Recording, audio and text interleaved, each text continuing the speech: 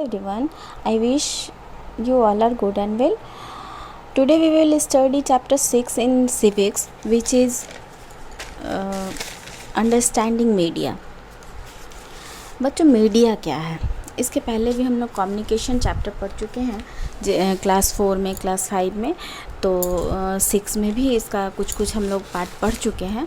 तो आज उसी से रिलेटेड हम इस चीज़ को जानेंगे कि मीडिया क्या है ना। मीडिया का मतलब होता है कि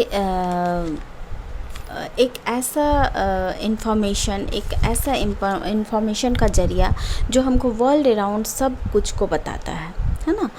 और इसको हम मास मीडिया भी कह सकते हैं। मास का मतलब होता है बहुत सारे लोगों का एक ही समय में एक साथ जुड़ जाना, है ना, और एक ही साथ में कम्युनिकेट हो जाना, तो इसको हम मास मीडिया कहेंगे, ठीक है।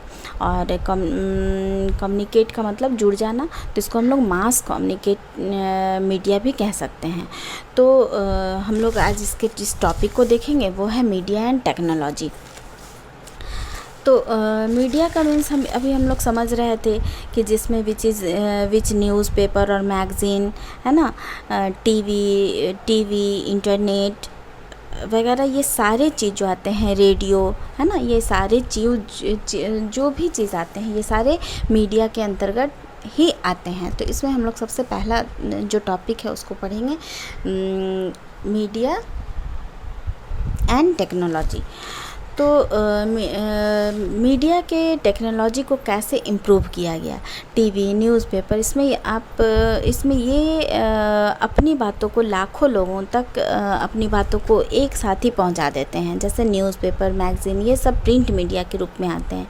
अब जैसे न्यूज़पेपर में हमारे यहाँ मान लो इंडिया टुडे आता है ना, या हिंदुस्तान आता है, या दैनिक जागरण आता है, या दैनिक भास्कर आता है, कुछ भी, प्रभात खबर आता है, कुछ भी आता है। तो जो न्यूज़ हम उस न्यूज़पेपर में देखेंगे, वही न्यूज़ अगर वही पेपर आपके यहाँ आ रहा है तो आप भी उसी न्यूज़ को पढ़िएगा, समझिएगा, आपके पेरेंट्स भी उसी को पढ़ेंगे, समझेंगे, है ना। मैगज़ीन में भी वही चीज़ है। टीवी में अगर कोई चीज़ दिखाया जा रहा है तो जो हम देख रहे हैं न्यूज़ में, या हम किसी फिल्म को देख रहे हैं, तो अगर वो टेलीकास्ट आपके घर में भी हो रहा है तो आप भी उसी चीज़ को देखेंगे। तो इससे क्या होता है, हम लोग मास के रूप में, यानी बहुत सारे लोग एक साथ इसमें जुड़ जाते हैं, इसको हम कहते हैं मास मीडिया, है ना। और न्यूज़पेपर, मैगज़ीन, ये सब प्रिंट मीडिया है। अब प्रिंट मीडिया इसको क्यों कहते हैं? क्योंकि इसमें जो भी इन्फॉर्मेशन हमें मिलता है वो प्रिंट के थ्रू मिलता है, मतलब प्रिंट आउट किया रहता है। और टीवी, रेडियो, ये सब जो है इसको इलेक्ट्रॉनिक मीडिया कहते हैं। इस प्रकार इनको हम इनके डिफरेंट टेक्नोलॉजी के अनुसार नाम देते हैं। इसमें बहुत ज़्यादा इम्प्रूवमेंट हुआ है जो कि टेक्नोलॉजी के थ्रू, जैसे कि आज आप सोचेंगे कि बिना लाइट के, बिना टीवी के, अब आप जनरली एक बात सोच कर देखिए कि अगर आपके घर में लाइट कट गई हो, है ना, या टीवी नहीं है, या घर में मोबाइल फ़ोन नहीं है, तो क्या वो जीवन हम लोग जी पाएंगे? नहीं जी पाएंगे। लाइट नहीं है, चारों तरफ सबके घर में लाइट है, हमारे यहाँ लाइट नहीं है, टीवी नहीं चलता है, तो हम बिल्कुल बोर हो जाएंगे, हमें समझ ही नहीं आएगा कि हम अपने लाइफ को कैसे जिएं, है ना। तो ये जो इम्प्रूवमेंट है, ये टेक्नोलॉजी का जो इम्प्रूवमेंट है, ये सारा कैसे होता है? जैसे टीवी, है ना, मोबाइल फ़ोन, ये सब जो हमारे पास अभी है ना, तो इसमें कोई वायर नहीं है। बट ये जो इसकी जो टेक्नोलॉजी है वो किसके थ्रू होती है? सैटेलाइट के थ्रू होती है।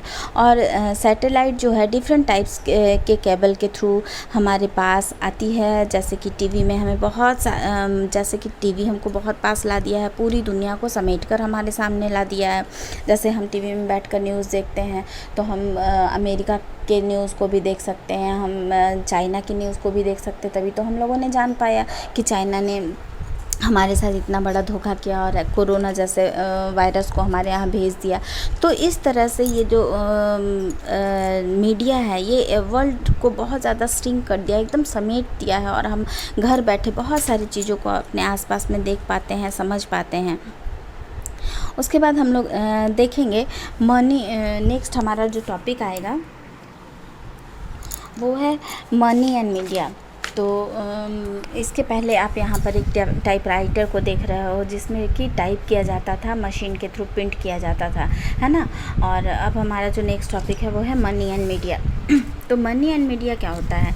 मास मीडिया सोचता है कि कैसे पैसे को बनाया जाए, तो वह एडवर्टाइजमेंट के थ्रू और कोई भी चीज़ हम बार बार देखते हैं, जैसे किसी भी तरह का एडवर्टाइज हम टीवी में देखते हैं, बार बार देखते हैं उसको, तो हम सोचते हैं कि नहीं, एक बार इसको यूज़ करके देखा जाए कैसा है क्या है। जैसे लक्स साबुन का प्रचार हो गया या किसी भी तरह का, जैसे गर्मी का दिन अभी पिछले समय में बीत रहा है धीरे धीरे, तो उसमें जो बहुत सारे गर्मी के पाउडर का प्रचार दिखाया जाता है ना, और बहुत सारे साबुन का एडवर्टाइज़ दिखाया जाता है, कोल्ड ड्रिंक्स का एडवर्टाइज़ दिखाया जाता है। तो आप पापा से जिद करते हो, पापा हमको यही चीज़ चाहिए, यही ड्रिंक्स चाहिए।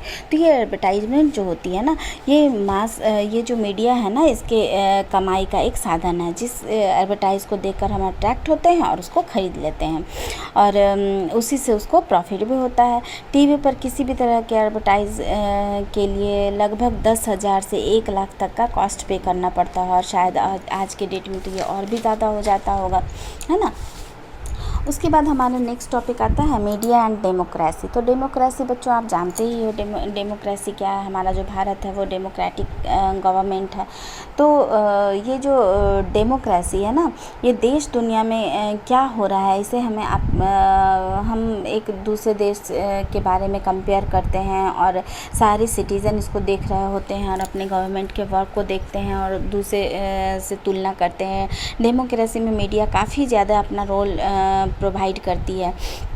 जैसे कि मान लो कि अभी चीन के साथ में हमारी लड़ाई की जो बात छिड़ रही थी, तो कैसे कैसे वहाँ पर किस किस तरह से हमारे गवर्नमेंट ने कौन कौन से जो औज़ार हैं, है ना, बड़े बड़े जहाज़ वगैरह को ख़रीदा।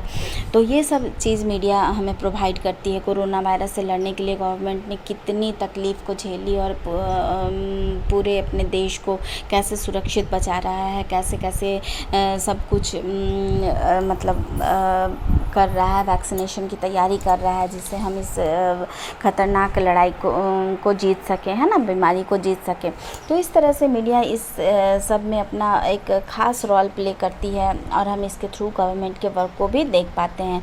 इसमें कभी कभी होता है कि हमें गवर्नमेंट का कोई भी चीज़ अच्छा नहीं लगता है ना, तो हमको उनका कार्य अच्छा नहीं लगता है, तो हम उनको लेटर लिख सकते हैं मिनिस्टर को कंसर्न करके, और इसके अलावा पब्लिक रैली निकाल देते हैं, कैंपेन करके हम अपनी बातों को गवर्नमेंट के पास बता सकते हैं, है ना। तो इस तरह से मीडिया जो है अपना बहुत ही ज़्यादा रोल प्ले करती है। इसके बाद जो हमारा यहाँ पर आप पिक्चर देख रहे हो कि टीवी में जो भी किसी तरह का टेलीकास्ट होता है, उसके लिए कितने सारे लोग यहाँ पर बैठकर काम कर रहे हैं। उसके बाद यहाँ पर एक टॉपिक आ रहा है, crack down on polling factories, and दूसरा उसी जगह है क्लोज्योर द फैक्ट्रीज काउज अनरेस्ट। तो यहाँ पर मीडिया जो है एक तरह का ये दिखाती है कि जिस तरह से फैक्ट्री से गंदे जो धुएं निकल रहे हैं, उसका वेस्टेज निकल रहा है, तो कितना ज़्यादा पॉल्यूशन बढ़ रहा है। तो हम इसको देखेंगे तो हम सोचेंगे मन में कि हाँ, बिल्कुल सही बोल रहा है, ये न्यूज़पेपर बिल्कुल सही है, ये इंडिया का न्यूज़ ऑफ इंडिया रिपोर्ट है, ये बिल्कुल सही बता रहा है कि इन फैक्ट्री से निकलने वाले जो धुएं हैं कितने पॉल्यूशन को क्रिएट करते हैं, है ना। लेकिन उसी के एवज़ में यहाँ पर इंडिया डेली रिपोर्ट जो दिखा रहा है, क्लोज्योर द फैक्ट्रीज काउजेज अनरीसेट। तो इसमें हम ये चीज़ देखते हैं कि पहले वाले में बोलता है कि इस तरह की पॉल्यूशन के कारण हमें फैक्ट्रियों को बंद कर देना चाहिए, बट वहीं पर दूसरा हम देख रहे हैं कि इसमें ये चीज़ बताया गया है कि ऐसे ऐसे फैक्ट्री में कितने मज़दूर काम करते हैं, और उनके द्वारा कितना ज़्यादा उनके फैमिली उसमें इंक्लूड होते हैं, उनके घर का खर्च चलता है। तो क्या इस तरह से पॉल्यूशन की वजह से इस फैक्ट्री को बंद करना सही है, या कि इसमें कुछ ऐसा इम्प्रूवमेंट किया जाए कि ये पॉल्यूशन ख़त्म हो, और ये फैक्ट्री अगर बंद हो जाएगी तो मज़दूर भी निकाल दिए जाएंगे, तो हमारा देश जो है और पिछड़ जाएगा और गरीबी रेखा को पार करेगा। तो क्यों ना इसमें हमें इम्प्रूवमेंट लानी चाहिए, और इस पॉल्यूशन को रोकना चाहिए। फैक्ट्री से निकलता हुआ जो पॉल्यूशन है उसको किसी तरह कम करना चाहिए, जिससे गरीबों का खर्च भी चले और पॉल्यूशन भी ख़त्म हो जाए। इस तरह से मीडिया हमें ये चीज़ को दिखाती है। कभी कभी मीडिया जो होती है ना, बिल्कुल ऐसी चीज़ को दिखा देती है जो कि उसको नहीं दिखाना चाहिए, है ना। अब इसमें आता है एक इंडिपेंडेंस मीडिया। तो इंडिपेंडेंस मीडिया क्या होता है, इसमें न्यूज़ रिपोर्ट किसी भी बात की तह तक जाना चाहिए, है ना। इंडिपेंडेंस मीडिया के थ्रू न्यूज़ रिपोर्टर को ऐसे डीपली जाना चाहिए, वहाँ की अच्छी और बुरी बातों दोनों को वॉच करना चाहिए और पब्लिक के सामने उसको टेलीकास्ट कर देना चाहिए। पर इसमें कभी कभी होता है सेंसरशिप। जो यहाँ पर एक टॉपिक आपके पास आया है सेंसरशिप। तो सेंसरशिप क्या है? सेंसरशिप वो है जिसमें मीडिया को गवर्नमेंट के थ्रू ये ऑर्डर दिया जाता है कि कभी कभी कुछ पार्ट्स ऐसे होते हैं जिसे आप पब्लिक के सामने मत दिखाओ, है ना। जैसे कुछ फिल्म आई, उसके कुछ गाने हैं, ये पब्लिक के सामने मत दिखाओ, या कुछ ऐसा न्यूज़ आ गया जो कि पब्लिक के सामने मत दिखाओ, पब्लिक एग्रेसिव हो जाएगी, है ना, तनाव हो जाएगा। और ये जो सेंसरशिप है ये 1975 से लेकर 1977 तक लगा था, जिस समय हमारे जो गवर्नमेंट थी उसमें इंदिरा गांधी का राज चल रहा था, और वो एक इमरजेंसी लगा दी थी, जो कि वो जो चाहती थी बस वही मीडिया के थ्रू दिखाया जाएगा, बाद बाकी दुनिया में और कुछ भी नहीं मीडिया दिखा सकती है। तो यहाँ पर ये जो था मीडिया जो है वो अंडर हो गई गवर्नमेंट की, और उसको वही चीज़ दिखाना है जो गवर्नमेंट चाहेगी, है ना। अब हम नेक्स्ट टॉपिक में आते हैं जो कि है सेटिंग एजेंडा। तो सेटिंग एजेंडा क्या है? इसमें हम देखेंगे कि मीडिया जो है वही चीज़ दिखाएगी जो हम देखना चाहते हैं, जिसमें और वो पब्लिक का ध्यान खींचेगी। कि जैसे इसमें एक एग्जांपल आया है कि मान लो आपके स्कूल में कोई फंक्शन आ रहा है और उस फंक्शन को सिंपल तौर पे दिखा दिया गया, तो मीडिया वहाँ पर नहीं आएगी। लेकिन अगर आपके स्कूल का वो फंक्शन, है ना, आपके स्कूल अथॉरिटी के थ्रू अगर किसी एक्टर या एक्ट्रेस या किसी भी चीफ गेस्ट को बुलाता है, तो मीडिया वहाँ पर पहुँच जाएगी और उसको लाइव टेलीकास्ट करेगी, और लोग बहुत अच्छे से उसको देखेंगे। भाई उस स्कूल में देखिए मीडिया आया था, वहाँ पर ऐसे चीफ गेस्ट के रूप में ये एक्टर आए थे, या ये एक्ट्रेस आई थी, या ये नेता आया था। तो इस तरह से पब्लिक उसमें इंटरेस्ट लेकर उसको देखेगी, है ना, और इससे उसकी पब्लिसिटी बढ़ेगी और पब्लिक उसको सपोर्ट करेगी।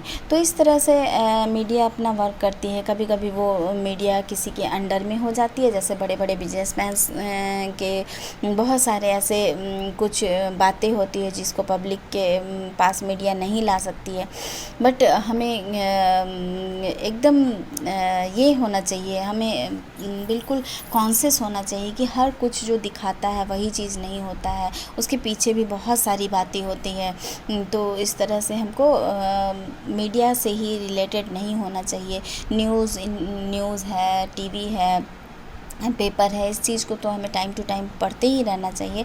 बट कुछ क्वेश्चन भी हमारे पास आते हैं कि क्या ऐसा ही होता है, what information is not being provided. तो कुछ ऐसे इन्फॉर्मेशन होते हैं जो हमें प्रोवाइड नहीं होते हैं, तो उसके बारे में भी हमें देखना, सुनना और समझना चाहिए। इस तरह से इस चैप्टर में हम लोगों ने मीडिया के रोल को देखा, मीडिया को देखा। तो आई होप कि ये चैप्टर आपको समझ में आएगा। तो इसको समझिएगा, पढ़िएगा और अच्छे से रहिएगा। Good bye.